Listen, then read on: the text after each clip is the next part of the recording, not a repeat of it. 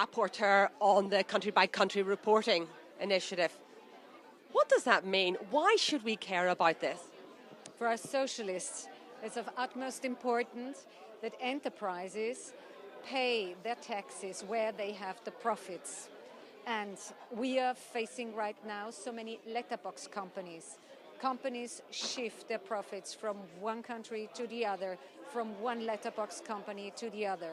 So what we need is information on where you have your profits, and then of course to draw the conclusion to pay the taxes. And therefore we need the country-by-country reporting, and we need it publicly.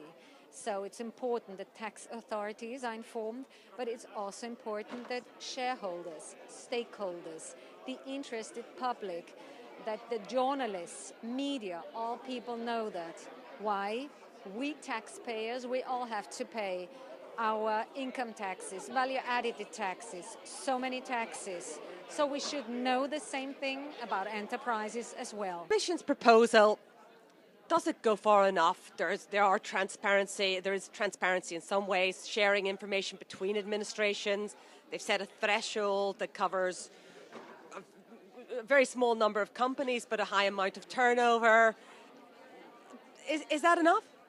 We want fair competition amongst enterprises. What means fair competition? That you get as many as possible. Of course, huge companies, but right now we have a net turnover of 750 million euro. So that's really huge. It could be also 40 million, for example, and there we have already obligations laid down in European law. Another important topic is that it should be a real country-by-country reporting. There should be not a difference amongst the reporting on the profits shifted from one European to the other European country, but also concerning the profits outside the European Union.